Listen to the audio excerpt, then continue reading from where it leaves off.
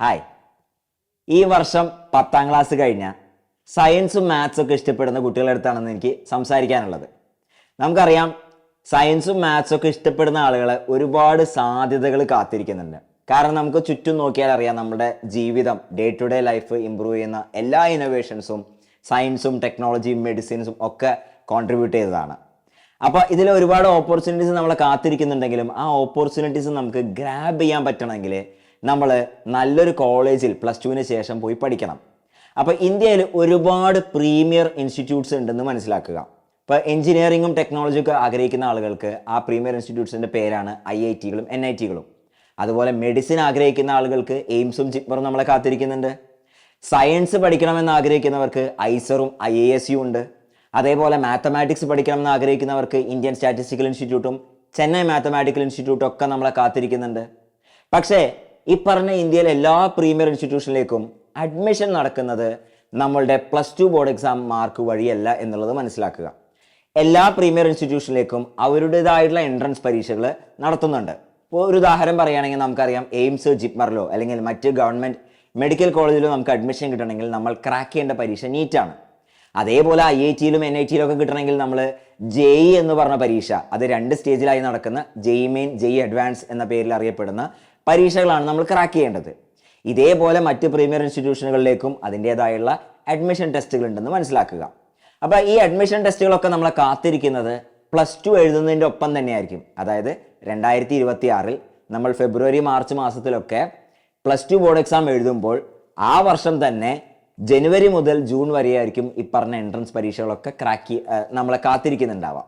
അപ്പോൾ സ്വാഭാവികമായിട്ടും +2 സിലബസിനെ ബേസ് ചെയ്തിട്ട് +2 പരീക്ഷയോടൊപ്പം തന്നെ എഴുതാവുന്ന പരീക്ഷകളാണ് ഇതെല്ലാം എന്നുള്ളത് മനസ്സിലാക്കുക.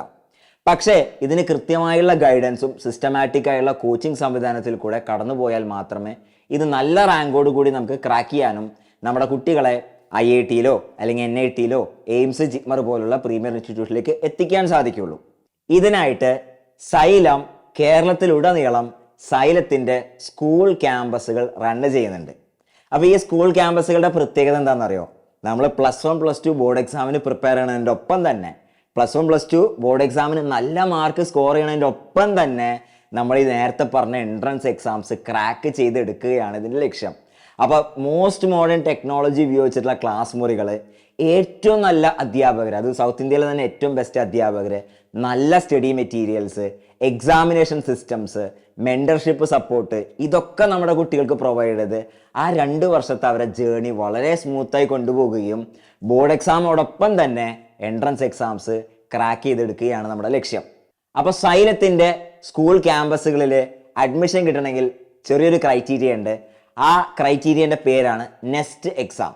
അപ്പോൾ സൈലം നെസ്റ്റ് പരീക്ഷ വഴിയാണ് നമ്മുടെ സൈലം സ്കൂളിലേക്കുള്ള അഡ്മിഷൻ കൊടുക്കുന്നത്. അതോടൊപ്പം തന്നെ ഇതിൽ ടോപ്പ് മാർക്ക് വാങ്ങുന്ന കുട്ടികൾക്ക് നമ്മൾ സ്കോളർഷിപ്പും കൊടുക്കുന്നുണ്ട്. അപ്പോൾ ഞാൻ നേരത്തെ പറഞ്ഞ പോലെ തന്നെ നമ്മൾ കുട്ടികൾ മാത്സും സയൻസും ഒക്കെ ഇഷ്ടപ്പെടുന്ന ആളുകളാണെങ്കിൽ നേരത്തെ തുടങ്ങുകയും സിസ്റ്റമാറ്റിക് ആയിട്ടുള്ള പ്രിപ്പറേഷൻ ഉണ്ടെങ്കിൽ അവർക്ക് ഇന്ത്യയിലെ ടോപ്പ് എൻട്രൻസ് എക്സാമുകളായ JEE, NEET ക്രാക്ക് ചെയ്യാനും അതേപോലെ പ്രീമിയർ ഇൻസ്റ്റിറ്റ്യൂട്ടുകളായ IIT, എയിംസ്, ജിപ്മറിലേക്ക് എത്താനും സാധിക്കും. So do not miss this golden opportunity. നമ്മുടെ കുട്ടികളുടെ റിക്വസ്റ്റ് പ്രകാരം ഒരു തവണയും കൂടി സൈലം നെസ്റ്റ് എക്സാം നടത്തുന്നുണ്ട്. അത് മെയ് 26-നാണ്.